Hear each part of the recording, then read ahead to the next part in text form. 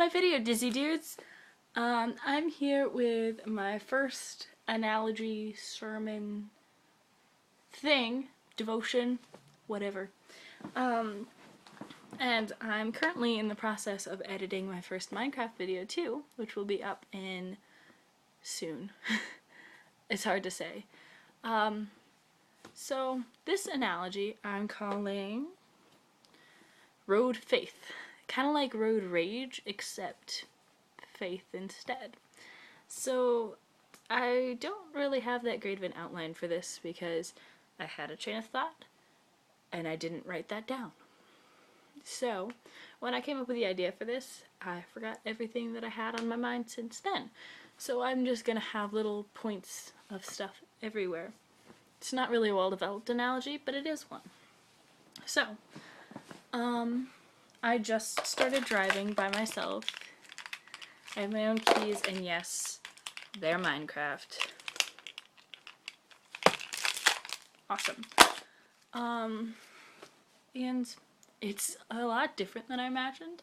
The first time I went driving by myself, I sang, it was to my worship arts project, and I sang worship arts practice, and I sang at full volume to worship songs the entire way there.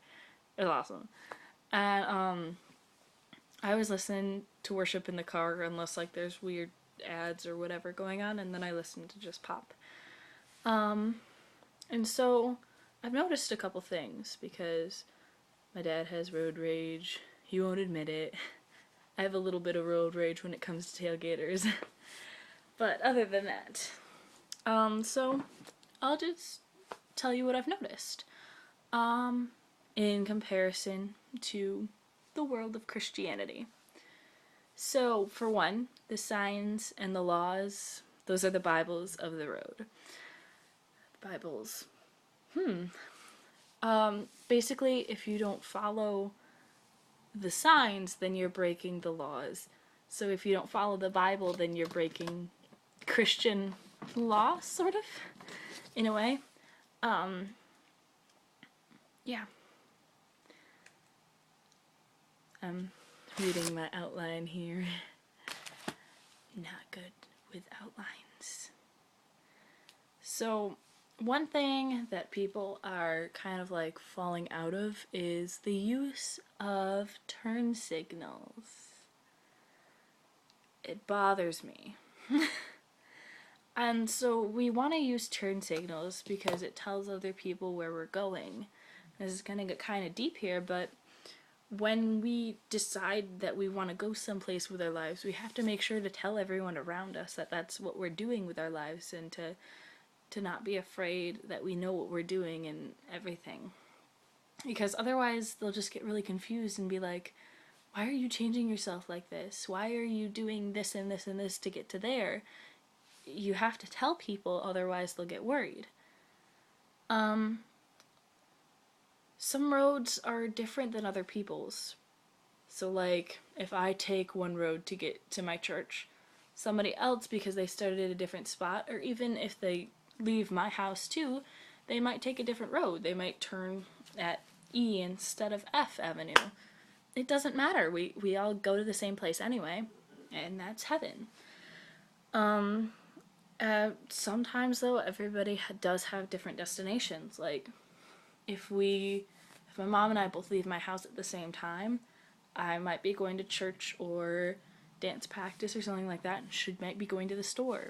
It's completely different and depends on where you're at in life. And you don't always have to be going somewhere either. You can take time to relax and sit down and just be with the Lord, because we don't have to be in our cars all the time. We don't have to be always headed somewhere. And that's what God wants. Sometimes He just wants us to relax and have personal time with Him, and that's great. And each person goes their own pace. Like, if the speed limit, a lot of people miss the thing that the speed limit is the limit of the speed that you're allowed to go. It's not a suggestion. It's the limit, the caps, the top. And so when people go over that, they're just rushing things, and it's not needed. But if you don't feel comfortable going the speed limit, then you feel free to go under. Like, if you almost hit a deer, like I did a couple nights ago, it scared me. I worshiped really hard on the way home. But you don't have to go 45 miles an hour in a 45 mile zone. You can go 30 or 35 or 40 or whatever makes you feel comfortable, especially if it's raining or snowing. You don't have to be going the same pace all your life. And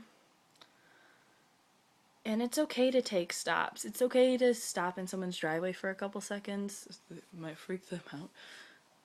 But it's okay to stop in parking lots or go to the store or take an unplanned McDonald's visit and get some hot chocolate. I did that the other day. It's a good plan. And sometimes it's even okay to stop at the side of the road just to recollect your thoughts, especially if you're really, really tired. But make sure you use your hazard lights, because otherwise people won't know what you're doing. Again, with like the turn signal thing. Make sure you tell your family and those around you why you're taking a break. Otherwise, they might get confused or worried.